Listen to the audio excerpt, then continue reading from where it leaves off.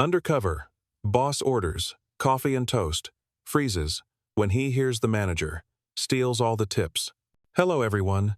Before we begin today's story, I have a small favor to ask. Please hit subscribe and turn on the notification bell so you never miss our channel's new videos. It's quick, free, and the best way to support us in bringing you more dramatic stories. Your support means the world to us. Where are you watching from? Drop your city or country in the comments below. Thank you very much. Now, let's get back to today's main character. The ones who do the work don't get the tips. The one who gets them is the manager's nephew. She said it casually, like it was normal, not bitter, not angry, just a statement of fact, as if she were telling him what time the diner opened. That morning, the neon sign outside still buzzed faintly. Open 24 hours, flickering against a drizzle that blurred the windshield of passing trucks. Inside, the smell of burnt toast lingered in the air, the kind of smell that clings to old chrome counters and chipped ceramic mugs. It was early enough that half the booths were still empty, sunlight just starting to creep through the blinds. At one corner table sat a man who didn't look like much. Baseball cap pulled low, a plain gray t-shirt, and road-worn jeans. He kept his posture relaxed, almost ordinary, but his eyes followed everything. To the waitress, he was just another traveler passing through. To the audience, he was someone else entirely. Jackson Reeves, 52 years old, founder and CEO of Sunrise Restaurant Group, a company with more than 300 locations across the country. But today, no one saw that. Today, he was just Walt, a stranger with a black coffee and 2 slices of toast on his plate. He hadn't come here for breakfast. He had come here for the truth. The waitress set down the mug carefully, so gently the coffee didn't even ripple. Her name tag read Cassie. Her apron was clean but worn at the seams, like it had been washed one too many times. She smiled politely, but there was something in her eyes that didn't match the smile. A flicker of hesitation, a pause half a second too long when he mentioned tips. That was when she dropped the line, "We don't get tips unless..." Her voice lowered, just enough that only the man in the cap could hear it. She straightened, turned back toward the counter, and carried on with her shift as if nothing had happened. To anyone else in the diner, it was nothing. But to Jackson, that single unfinished sentence was a crack in the facade of his own company. He lifted the mug, tasted the coffee. It was lukewarm, bitter. But the real bitterness didn't come from the drink. It came from what he had just heard. Because tips were supposed to be split fairly. That was the policy he had designed years ago. If Cassie wasn't seeing them, someone was bending the rules. Outside, the drizzle tapped against the glass, a soft percussion that made the world feel quieter, almost like the town itself was trying to cover up what was happening inside. Jackson sat still, notebook tucked inside his jacket pocket. He didn't write anything yet. He just watched. Watched Cassie pour refills without being asked. Watched 2 other employees lean against the POS terminal, never touching a tray, never wiping a table. Watched the subtle imbalance of a place that, on paper, looked perfectly fine. No one else noticed. Or maybe they did, and no one cared. That was how systems like this survive, by hiding in plain sight. But today was different. Because the man in the corner booth wasn't just another customer, he was the one who built the system, and he was about to find out how it had been twisted. Jackson didn't react right away. He kept his posture steady, his hand resting lightly on the chipped ceramic mug. The words Cassie had just spoken hung in the air like steam rising from the coffee, barely visible but impossible to ignore. He took a slow sip, then set the mug down. The bitterness was sharper now, not because of the brew, but because of what it meant. Tips were supposed to be straightforward. What you earn, you keep, split fairly across the shift. That was the very principle Sunrise had been built on. And yet here, in one of his own diners, Cassie had just confirmed that the rules were being rewritten by someone else. From his corner booth, Jackson let his eyes wander. The diner looked normal at first glance, chrome-edged counters, laminated menus, a hum of conversation under the neon lights. But the longer he watched, the more he noticed something was off. Cassie moved quickly but with intent, weaving between tables with the kind of precision that only comes from doing the job 100 times a week. She refilled mugs before anyone had to ask, cleared plates with one hand while balancing a tray in the other. Every step was practiced, efficient, but there was no spark of joy, just quiet determination. Two other employees, however, were not moving at all. A young man with slicked back hair, perfectly pressed uniform, leaned casually against the POS terminal.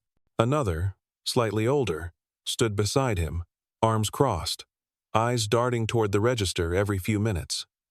Neither carried trays. Neither took plates. The only time they moved was when a customer pulled out a credit card. Then, like clockwork, they tapped the screen, processed the payment, and stepped back again. Jackson's gaze lingered on that screen. Every digital tip in this diner passed through that system. And the ones who touched it most weren't the ones serving the coffee or carrying the toast. Cassie returned briefly, setting down a refill at the next table. Jackson caught her eye for just a second and asked, quietly, "Why don't you swipe the payments yourself?" She didn't stop moving. She simply bent to collect an empty plate and whispered, low enough to be drowned by the espresso machine, "I don't have access. Only certain roles do." "Who decides the roles?" he pressed. She nodded discreetly toward the counter, where the branch manager, Brad Coleman, was laughing with a regular. Crisp shirt, polished pen clipped neatly in his pocket, posture relaxed like he didn't have a care in the world. "Brad sets it up," she said, barely moving her lips. Then her eyes flicked toward the young man at the register. "Tyler's his nephew. He always has full access." "Oh." The words slid under Jackson's skin like ice water.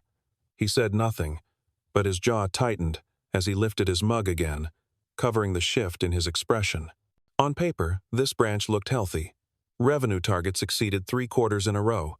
Customer reviews weren't bad either. But staff turnover here was the worst in the region, 38%. Engagement scores, dead last. And now, suddenly, the picture came into focus.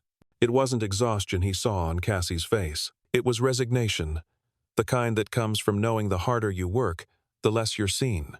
She moved past again, slipping a thin notebook from the pocket of her apron and placing it on the edge of his table. No announcement, no explanation, just a quiet offering, as if she were sliding a receipt to a customer. Jackson opened it slowly. Inside, page after page was filled with handwritten notes, dates, table numbers, total bills, the tips recorded on the POS, and the actual amount she received in cash. Red pens circled the discrepancies. Margins filled with small notations, times, even initials of who was working the register. It wasn't an accusation. It was evidence. Her voice dropped almost to a whisper as she leaned in to collect another plate. "I've lost more than $600 this month, but what hurts worse is that no one ever asks how the tips are divided. They just assume." Jackson closed the notebook carefully, not with finality but with respect. He didn't say a word. He didn't need to. Every detail matched the unease he'd been carrying for weeks. Across the diner, Tyler tapped the POS again, his fingers moving through screens with a familiarity that didn't belong to a part-time server. For the briefest second, Jackson saw the user menu flash. Access level. Advanced. Username. Tyler C. That was enough. The coffee in his cup had gone cold. But Jackson didn't need caffeine anymore. His blood was already heating, not with anger, but with clarity. He had just found the crack in the system, and he was going to follow it all the way down.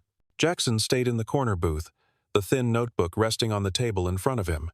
He didn't flip through the pages again, he didn't need to. Every entry, every red circle, every note Cassie had written lined up with what he was seeing in real time. It wasn't just suspicion anymore. It was proof. Still, instincts weren't enough. Not for a CEO. He needed a pattern, and now he had one. As Cassie stepped away to refill another table, Jackson pulled his phone from his pocket. With a slight angle, careful not to draw attention, he snapped photos of each page in the notebook. Each entry, each discrepancy, captured and stored. Then he pulled out a folded sticky note, wrote in block letters, "Keep documenting. Don't give this to anyone. Wait for me to return." He slipped the note inside the front cover and pushed the notebook back toward her coffee station, concealing it under his empty cup. At that moment, movement near the counter caught his attention.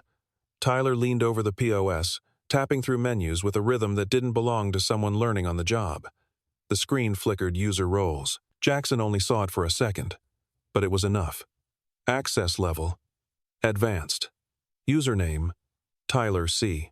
Behind the counter, Brad Coleman emerged from the back office, laughing as though nothing in the world could touch him. He slapped a regular customer on the shoulder, grabbed a glass of water, and leaned casually against the register. To anyone else, he looked like the picture of a competent manager. To Jackson, he looked like the architect of a theft hiding in plain sight. At the far side of the diner, a new trainee struggled with her tray, hands shaking as she tried to enter a comp request at the terminal. Her face showed the nerves of someone on her first week.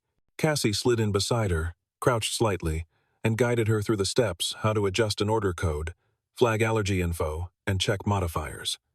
Her voice was calm, patient, but just before she stepped away, she added quietly, "Don't let Tyler help you with entries. He's not wrong, but he won't do it for you." Jackson heard that, and in that moment, he realized Cassie wasn't just working hard. She was holding the moral structure of this branch together by herself, quietly, without recognition. While others simply stood by, she was making sure the place didn't collapse completely. Minutes later, the third employee, Chase, walked up to the POS, tapped a few buttons, and frowned. "That's weird," he muttered. "I logged in yesterday. Today it says restricted access." Tyler smirked, not even looking up. "Probably just a glitch. I'll take care of it." Jackson tilted his head slightly, expression calm, but inside, the first pin dropped onto an invisible map. Create custom roles, limit access, redirect tips. If you were clever enough, it wouldn't look like theft. It would just look like system configuration. The pieces clicked together: the notebook, the hesitation in Cassie's eyes, the silence from Chase, the smirk on Tyler's face, the polished nonchalance of Brad Coleman. Jackson didn't confront anyone. Not yet. He finished his coffee, left a few bills on the table, and stood quietly. As he pushed open the diner door, the bell above jingled, soft and unnoticed. No one looked up. To them, he was just another stranger passing through. But as he walked back to his truck, he already knew what came next.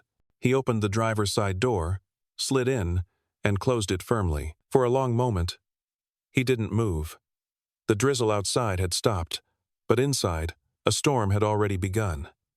He reached for his phone, dialed a number, and waited. "Mara," he said, voice steady but low, "we have a problem. Branch 28. The POS system is being manipulated. I need you to go in quiet, line by line, every role assignment, every tip collection, track it all." On the other end, there was no hesitation. Mara Lynn, head of internal investigations, had been with Sunrise for 7 years. She had dismantled 3 major embezzlement schemes before, always quietly, always with precision. She didn't ask questions. She just said, "Understood." Within the hour, the POS terminal at Branch 28 would be switched into silent audit mode, a hidden configuration that tracked every change, every transaction, without alerting the local staff. On the surface, the diner would continue as usual, but beneath it, every role tweak, every redirected tip, every unauthorized override would now be recorded in real time, and Brad Coleman had no idea the clock had just started ticking. The diner opened the next morning as if nothing had changed. Coffee pots hissed, toast burned at the edges, the neon sign buzzed faintly against the gray sky. Customers filed in, ordered their breakfasts, paid at the counter. To Brad Coleman, it was just another day in his little kingdom, but behind the register, the system wasn't the same. Overnight, Marilyn's team had activated silent audit mode. Every button pressed, every role assignment adjusted, every tip rerouted. It was all being captured, line by line. No one in the diner noticed. That was the point. By mid-morning, the first findings arrived on Jackson's phone. He sat in his truck across the street, eyes fixed on the glowing screen. Finding number 1. The POS had been modified with a hidden access tier labeled Preferred Internal. It wasn't visible to staff on the public role list.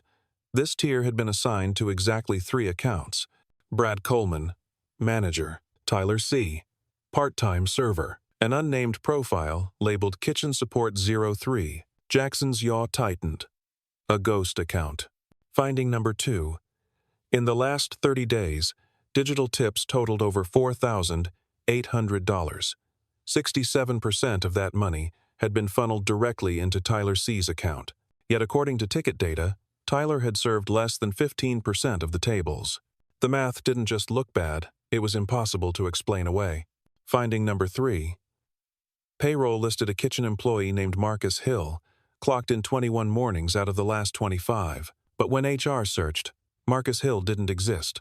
No onboarding file, no tax documentation, and the social security number attached to his record flagged as a duplicate from another branch. Jackson remembered that case. 2 years ago, another manager had tried the same stunt, creating phantom employees to siphon money through payroll. The investigation had been dropped then for lack of proof, and the manager at the center of it? Brad Coleman. Now, the pattern was undeniable. Finance added one last detail. A shell company, Douglas Henderson, LLC, had been receiving weekly service fees from the branch. On paper, it looked like third-party staffing logistics. In reality, the amounts matched the missing tips, dollar for dollar. And the contact email linked to the LLC? An old address Brad had once used. Jackson exhaled slowly, staring at the drizzle streaking across his windshield. He didn't slam his fist against the wheel. He didn't curse. He just sat in silence, letting the weight of the numbers settle. This wasn't just sloppy management. It wasn't even favoritism. It was theft, organized, deliberate, and systematic. And the worst part was how invisible it had become. Staff like Cassie had been carrying the load, all while their wages were quietly siphoned into someone else's pocket. Inside the diner, Brad laughed with a customer, completely unaware that the walls were closing in. Tyler tapped the POS again, smirk still on his face. Cassie moved quietly between tables, wiping down counters, her expression neutral but her pace steady. None of them knew that the system had turned against the thieves. By late afternoon, Mara's voice came through Jackson's earpiece. Calm, clinical. We've confirmed a secondary funnel. The ghost account, Kitchen Support 03, is tied to a debit card used in Brad's name. Transactions match weekend withdrawals within 5 miles of this branch. Total skimmed in 30 days. $2,417. Jackson didn't respond immediately. He rolled the words around in his mind, then finally said, "How soon until we have a full report?" 48 hours, Mara replied. "But we already have enough to suspend both accounts." "No," Jackson said firmly. "Not yet. Let it run. I want the pattern complete. Every transfer, every override. No loopholes." He ended the call and leaned back in his seat. The drizzle had stopped, and the clouds were breaking, letting a thin stream of sunlight spill onto the neon sign across the street. "Open 24 hours. The words blinked steadily, almost mocking. Open, but not honest. Jackson closed his eyes for a moment, replaying Cassie's quiet voice in his memory. "I just needed to know I wasn't crazy." Now, he knew she wasn't. The audit was no longer about numbers.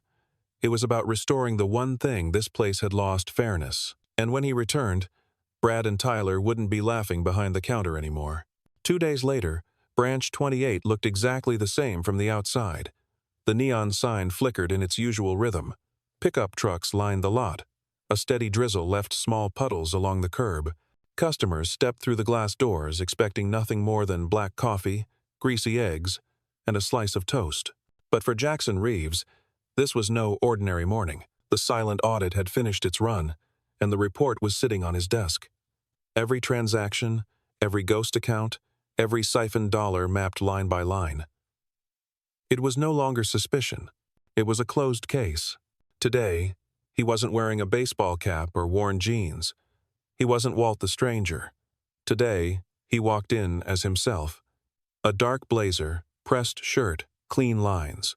Nothing flashy, but enough to shift the air the second he opened the door. The bell above the entrance jingled, and for the first time, heads turned. Cassie noticed first. Her eyes flicked up from the coffee pot, widened slightly, then steadied again. She didn't say a word. She just poured another cup for table 7 and moved on. Tyler barely glanced up from the register. To him, it was just another customer. Brad, leaning against the counter, didn't look twice either.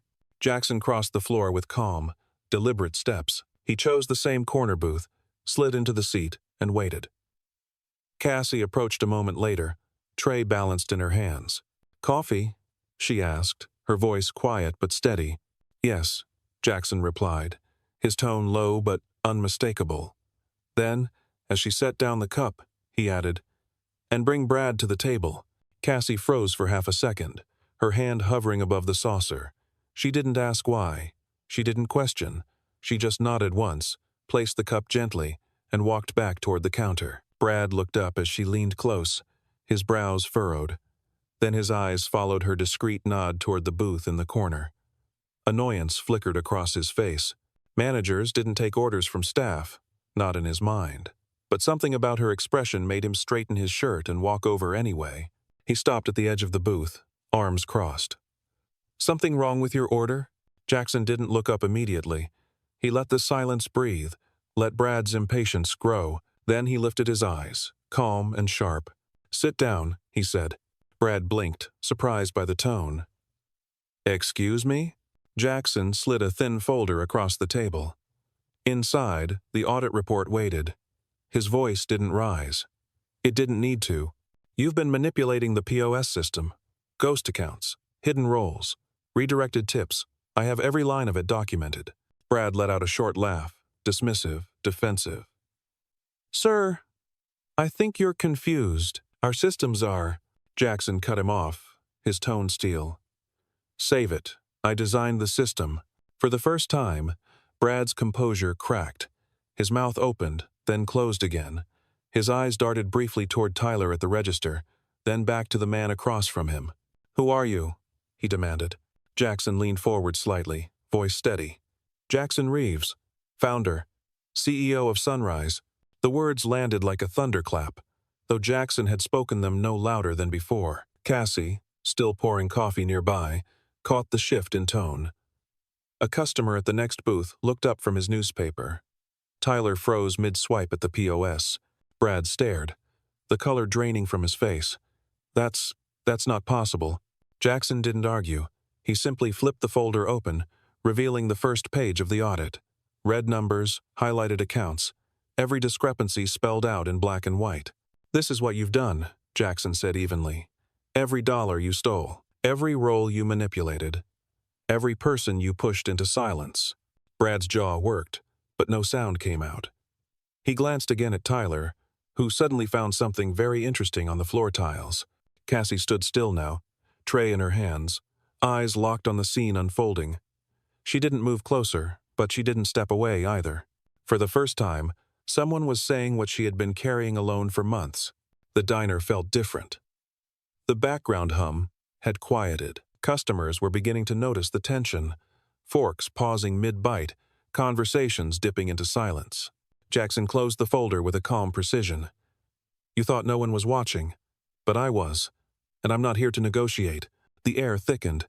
Brad shifted, searching for a way out, but the walls of his small empire were already crumbling, and everyone in that diner was about to witness it.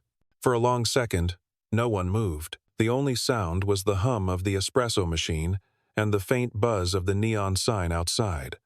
Brad's fingers hovered over the folder, his lips pressed into a thin line. Tyler shifted uneasily beside the register, glancing between his uncle and the stranger, who wasn't a stranger anymore.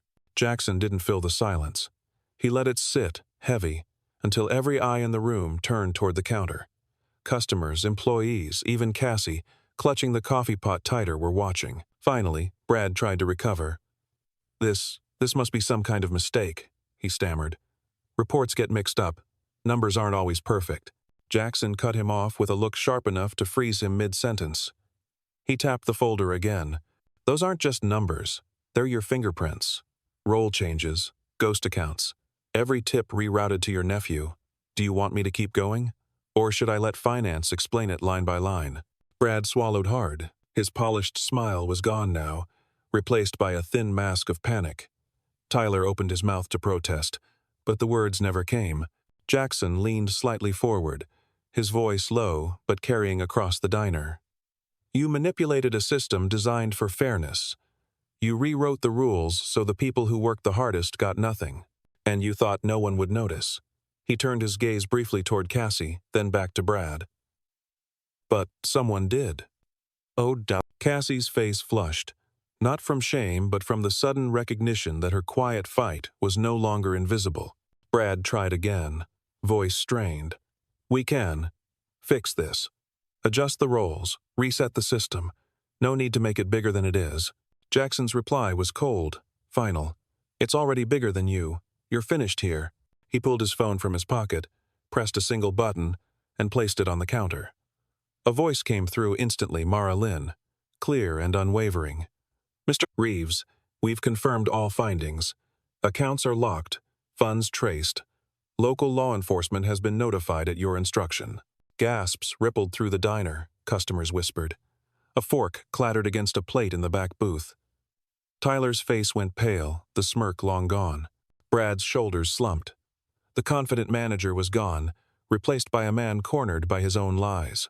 Jackson turned toward Cassie, his tone softening for the first time. From today, every role in this branch will be reset. Full transparency. You'll have the access you've earned. Her eyes widened, the coffee pot trembling slightly in her hand.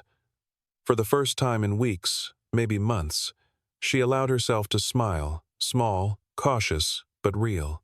Jackson faced the room one last time. Fairness isn't optional here. It's the foundation. And if anyone forgets that, they won't be standing behind this counter for long. No one argued. No one dared. The bell above the diner door jingled again, but this time, the sound wasn't ordinary.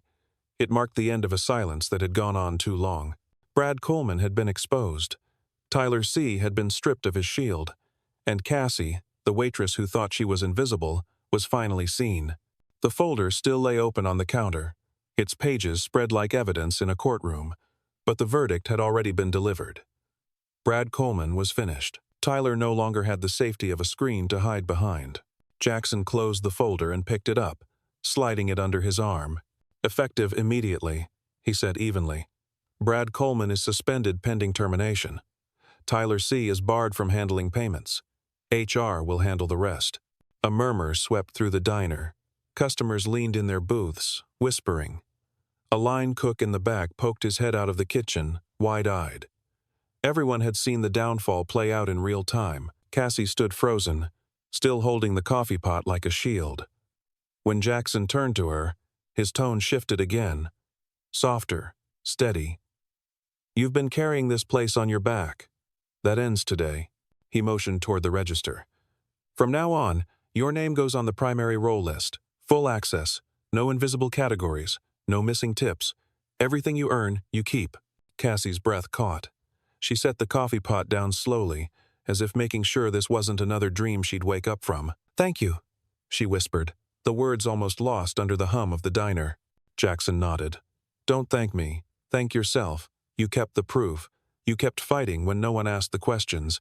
That notebook is why we're standing here right now. For the first time in days, maybe weeks, Cassie let the weight in her shoulders ease. Her smile wasn't broad, but it was real. Customers noticed it. The kind of smile that said the room felt lighter. Jackson turned back to the staff lingering near the counter. Chase, the employee who had once muttered about losing access, shifted awkwardly. Jackson caught his eye. You knew something wasn't right, he said calmly. Next time, don't stay silent. Speak up. Integrity doesn't survive in the shadows. Chase nodded quickly, his face flushed. Jackson placed his business card on the counter, the same one Brad had seen moments before. Any issues? Any concerns? This line is open. Directly to me. No gatekeepers. No excuses. The room was silent, but the silence was different now. Not heavy. Not fearful. It was the quiet of a system resetting itself. Jackson picked up his coffee mug, drained the last cold sip, and set it down with finality. Then he looked at Cassie one last time. Make sure the next person who walks through that door feels this place is fair. That's your standard now. She nodded firmly. No hesitation this time. Jackson turned toward the exit. The bell above the door jingled as he stepped outside. Morning light had finally broken through the clouds, spilling across the asphalt. He didn't look back. He didn't need to. Inside, the diner was no longer the same place he had walked into just a few days earlier. The system that once rewarded silence had been broken apart, and in its place, Fairness, fragile but real, was beginning to take root. Jackson stepped out into the morning air, the diner's bell still echoing faintly behind him. For a moment, he stood on the sidewalk, watching trucks rumble down the wet street. The neon sign above flickered open 24 hours, but inside, something had closed for good, the era of silence, the weight of stolen tips, the unspoken fear. He walked slowly toward his truck, the folder tucked under his arm, not with triumph, not with gloating, but with the steady calm of a man who had done what needed to be done. As he opened the driver's door, he let the thought settle. Leadership wasn't about speeches or titles or photo ops. It was about moments like this, quiet, uncelebrated, where fairness had to be enforced without applause. In his mind, he replayed Cassie's words, the first sentence that had cracked the facade. The ones who do the work don't get the tips. Simple, casual, but devastating. A truth too normalized to be questioned, until someone finally listened. He thought about the notebook, the smudged ink, the red circles, the careful handwriting of a waitress who didn't have power, but had integrity. That notebook carried more weight than 100 glossy reports. It told the story the system had tried to bury. Jackson started the engine, but he didn't drive off right away. His voice, steady and reflective, spoke the message that had anchored him since day one. Fairness isn't a gift. It isn't something a manager hands out when it's convenient. It's a commitment, a promise, and if we ever forget that, if we allow silence to replace integrity, the system dies from within. The hum of the engine filled the pause. Then he added, quieter, as though speaking to himself but meant for everyone listening. You don't measure a company by how it treats its best customers. You measure it by how it treats the people who keep it alive when no one is watching. Inside the diner, Cassie poured a refill for a trucker who had just walked in. Her hands were steady now, her smile unforced. Chase returned to the floor, carrying a tray instead of avoiding work. The air felt lighter. The staff felt seen. None of the customers would ever know the storm that had passed over this place, but they would feel its aftermath in the warmth of service, in the honesty of the exchange, in the dignity returned to the people wearing aprons and carrying plates. Jackson pulled onto the road, the diner fading in his rearview mirror. Another branch, another challenge, another silent truth brought to light. This wasn't about revenge. It was never about punishment. It was about cleaning house, quietly, decisively, so the people who worked hardest could finally stand tall. And that, to him, was leadership. By the end of that week, the changes were official. Brad Coleman's name was removed from the management roster. Tyler's access to the system was erased completely. The ghost accounts were shut down. The shell company flagged for legal follow-up. But the real shift wasn't on paper. It was inside the diner. Cassie no longer worked in silence. She had access to the system, just like she should have from the beginning. Every tip entered, every dollar earned, was visible, transparent, fair. For the first time in a long while, she wasn't carrying the burden alone. The customers noticed too. Service felt different. The smiles were real again, the kind of difference you can't measure in sales charts, but you feel in the room. The quiet dignity of people finally treated with fairness. Jackson didn't return to the diner that week. He didn't need to. Leadership wasn't about lingering for thanks. It was about trusting that integrity would take root once the system was reset. Still, word traveled fast. Other branches heard about the audit. Staff began to whisper less in corners and speak more openly. A ripple effect, one diner at a time. Sitting in his office days later, Jackson held Cassie's notebook again. The pages were still smudged, the red ink still circled, but now it was more than evidence. It was a reminder, a symbol of why he went undercover in the first place. To find the truths too small to reach board meetings, too quiet to be logged in reports.